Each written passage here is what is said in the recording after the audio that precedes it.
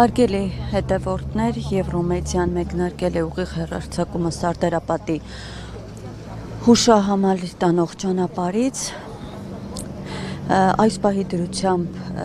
դեպի հուշահամալիր տանող մուտքը փակ է, քանի որ նախատեսվում է Նիկոլ Փաշինյանի եւ կառավարության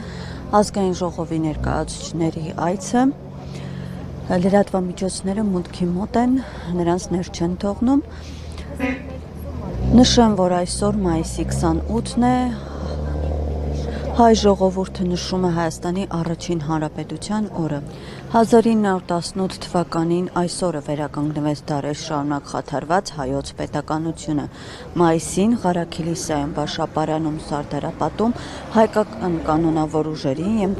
և կամավորականներին հաջողվեց ճակատամարտում հաղթանակ տանել թուրք հրոսակների դեմ, կասեցնելով նրանց առաջխաղացումը և Հայաստանն ամբողջությամբ զավթելու նրանց ցանկությունը։